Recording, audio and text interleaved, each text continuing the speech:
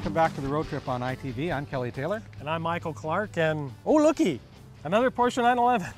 Well, the problem that we have with this is that it's such a wonderful car, and we've said so many times before. How much more can we talk about it? Well, let's make it very clear. We don't want to get kicked off the Porsche press car list, but we have to, of course, start looking for new and interesting things. I mean, even at the fairly base level for a 911, you're still doing 0 to 60 under 5 seconds in most cases, and you've got a car that, of course, has been over-engineered to the point where every year the tweaks are going to be very, very minor. Well, I got something interesting to show you. Oh, look at this roof.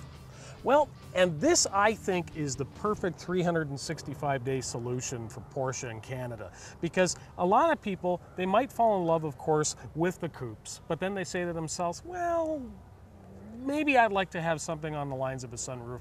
But then they say to themselves, well, a sunroof is not exactly the hole that I'm looking for. Maybe I'm thinking about a cabriolet, but you and I both know that any fabric top car isn't going to cut it in our climate. No, and here's something that's going to surprise you as well.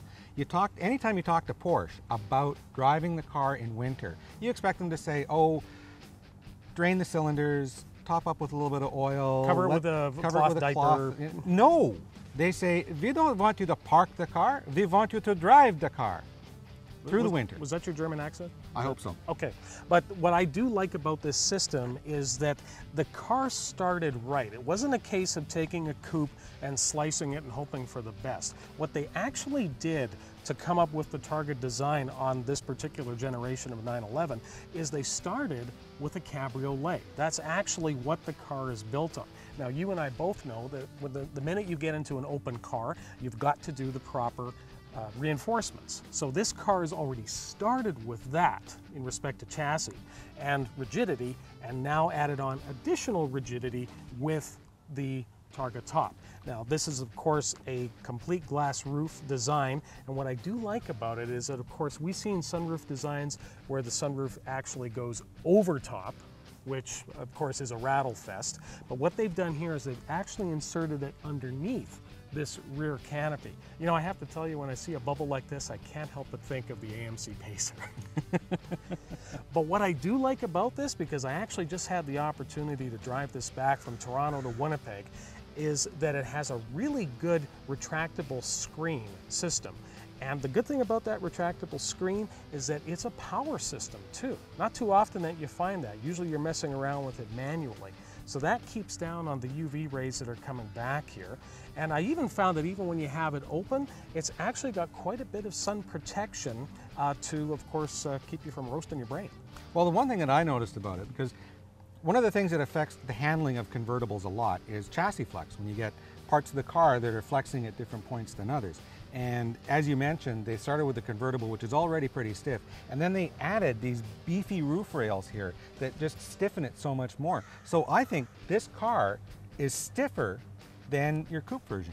I think you're absolutely right on that, Kelly. And what I also like about it too is that, let's face it, getting luggage into any 911 is usually going to involve something involving a stretch, especially if you're trying to get something in the back, because of course with the 911 you still have a typical trunk access as opposed to cars like the Cayman and the Boxster to the engine.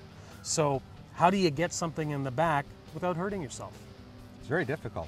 Unless you use the power hatch release, and then this particular piece of glass pops up completely and allows you access to the cargo area, albeit small, like a Porsche, but you've still got the front boot to put, of course, any soft cases. That's the one thing I would highly recommend. If you're traveling with a Porsche, don't bring hard-sided suitcases, because there's not a lot of room to give.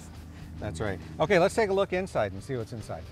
Well, Mike, it was interesting you were talking about all the options, because you look around and there are a lot of options here, but it adds up really quick. The car starts at about $113,900, but with all the options, they've taken it up to almost $150,000. And we're not anywhere near actually fully whacking this one out too.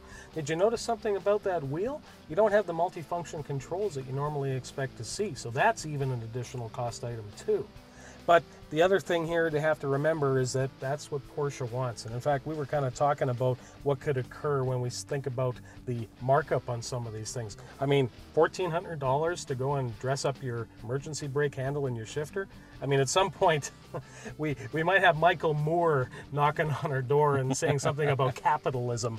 But this, to me, if you just basically stepped into it at 113, you've really got an amazing performing car.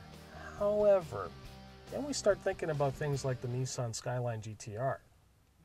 Under the hood of the 911 Targa 4 is a 3.6 liter horizontally opposed 6-cylinder engine. A flat six. A flat six. How many horsepower? 345, 288 torque. Okay, now take a look at this. Mike, I don't want you to talk about serviceability on this engine. No, but of course, like even getting into the Porsches of old, I mean, basically you're doing pretty much everything from underneath. So something like this here, at least you got some abilities, of course, to point out some features. I mean, I do see an alternator in there. It does have one. But of course, things such as adding oil and that sort of thing. You actually don't have a dipstick on a Porsche. It's all actually done from the driver information system for checking the oil level. But you know, it's not as unaccessible as, say, something like a Cayman or a Boxster. Now remember, everything on a Cayman or a Boxster is going to pretty much be happening from underneath.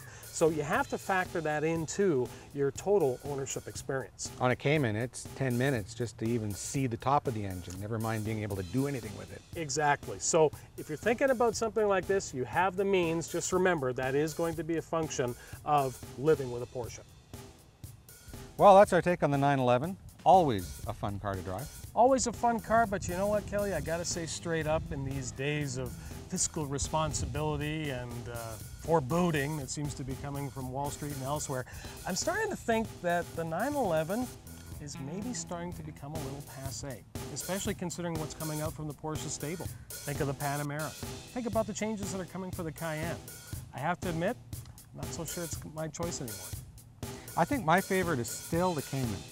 You know, for practicality and certainly for keeping, you know, the dollars down and still having an awful lot of fun, definitely if you're thinking about something along that size, I think the Cayman's the way to go.